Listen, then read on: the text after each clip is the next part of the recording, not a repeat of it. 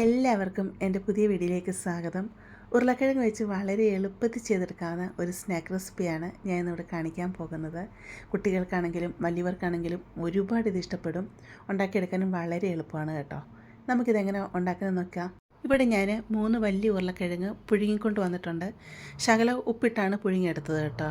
നമുക്കിതിനെ നല്ല രീതിയിൽ അങ്ങ് പൊടിച്ചെടുക്കാം. ഉരുളക്കിഴങ്ങ് നല്ല രീതിയിൽ ഇവിടെ പൊടിച്ചെടുത്തിട്ടുണ്ട്. നമുക്കിനി ഇതിലേക്ക് വേണ്ടത് വലിയൊരു സവാള ചെറുതായിട്ട് കൊത്തി അരിഞ്ഞെടുത്തിട്ടുണ്ട്. അതുപോലെ ഒരു ക്യാരറ്റ് ഇതുപോലെ ഗ്രേറ്റ് ചെയ്തെടുത്തിട്ടുണ്ട്. നല്ല പൊടിയായിട്ട് അരിഞ്ഞെടുത്തതാണ് കേട്ടോ. ഇതുപോലെ ചെറുതായിട്ടാണ് അരിഞ്ഞെടുത്തിരിക്കുന്നത്. അതുപോലെ കുറച്ച് മല്ലിയില ചെറുതായിട്ട് അരിഞ്ഞെടുക്കുക. 2 പച്ചമുളകും ചെറുതായിട്ട് അരിഞ്ഞെടുക്കുക. ഇത്ര നമുക്ക് ഉരുളക്കിഴങ്ങ് പൊടിച്ചതിലോട്ടങ്ങ് ഇട്ട് കൊടുക്കാം. അടുത്തതായിട്ട് ഇതിലോട്ട് വേണ്ടത് 2 ടേബിൾ സ്പൂൺ മൈദയാണ്. 3 ടേബിൾ സ്പൂൺ കോൺഫ്ലവർ കൂടി ഇട്ട് കൊടുക്കുക. ഇത് നല്ല ക്രിസ്പി ആയിട്ട് കിട്ടാൻ വേണ്ടിയാണ് നമ്മൾ കോൺഫ്ലവർ ഇട്ട് കൊടുക്കുന്നത്. ആവശ്യത്തിനുള്ള ഉപ്പിട്ട് കൊടുക്കാം.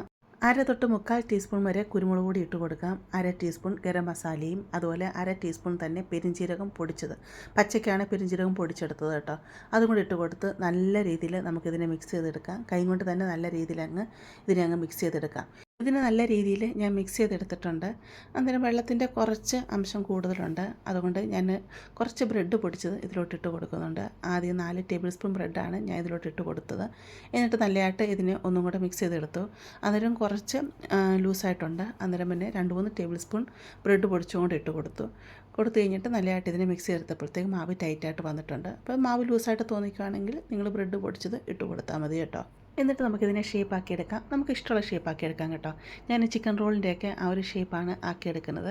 നിങ്ങൾക്ക് റൗണ്ട് ആക്കിയെടുക്കാം, കട്ട്ലറ്റിൻ്റെ ഷേപ്പ്, ഏത് ഷേപ്പ് വേണമെങ്കിലും ആക്കിയെടുക്കാം. അങ്ങനെ ഇതിനെല്ലാം നമുക്ക് ഷേപ്പാക്കി എടുക്കാം. ഇനി നമുക്ക് ഇതിലേക്കൊരു കോട്ടിങ് റെഡിയാക്കി എടുക്കണം. അതിനുവേണ്ടി 1 ടേബിൾ സ്പൂൺ മൈദ ഒരു പാത്രത്തോട്ട് ഇട്ട് കൊടുക്കുന്നുണ്ട്. 1/2 ടേബിൾ സ്പൂൺ കോൺഫ്ലോർ ഇട്ട് കൊടുക്കാം. ശകലം 2 നുള്ളു ഉപ്പും കൂടി ഇട്ട് കൊടുക്കാം. അതുപോലെ ശകലം കുരുമുളക് പൊടിയും കൂടി ഇട്ട് കൊടുത്ത് നല്ലതായിട്ട് ഇതിനെ മിക്സ് ചെയ്തെടുക്കാം. എന്നിട്ട് ഇതിലോട്ട് കുറച്ച് പച്ചവെള്ളം ഒഴിച്ച് ഇതിനെ നല്ലതായിട്ട് ഇളക്കി ലൂസാക്കി എടുക്കണം. ദോശമാവിൻ്റെ ആ ഒരു പരുവുണ്ടല്ലോ, അതിനേക്കാളും കുറച്ചും കൂടെ ലൂസ്. ഒത്തിരി തിക്കാവാതിരുന്നാൽ മതി, കുറച്ച് ലൂസായിരിക്കണം, അത്ര മാത്രമേ ഉള്ളൂ.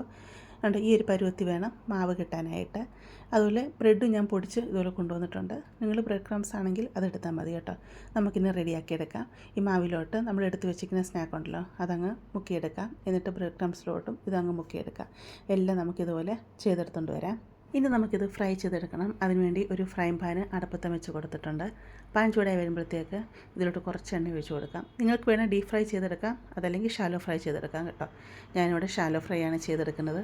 ഇത് നമുക്കിതിലോട്ട് ഇട്ട് കൊടുത്ത് നമുക്ക് തിരിച്ച് മറിച്ചിട്ട് ഫ്രൈ ചെയ്തെടുക്കാം. തീ ഒത്തിരി അങ്ങ് കൂട്ടി വെക്കരുത്, തീ കുറച്ച് വെക്കണം കേട്ടോ. കാരണം ഇതല്ലെങ്കിൽ അതിൻ്റെ മുകൾ ഭാഗമൊക്കെ പെട്ടെന്ന് അങ്ങ് കരിഞ്ഞു പോകും. അകഭാഗം അങ്ങനെ വേഗത്തില്ലല്ലോ. അതുകൊണ്ട് തീ മീഡിയത്തിൽ ഇട്ട് കൊടുത്ത് തിരിച്ച് മറിച്ചിട്ട് നമുക്കിതിനെ ഫ്രൈ ചെയ്തെടുക്കാം കേട്ടോ.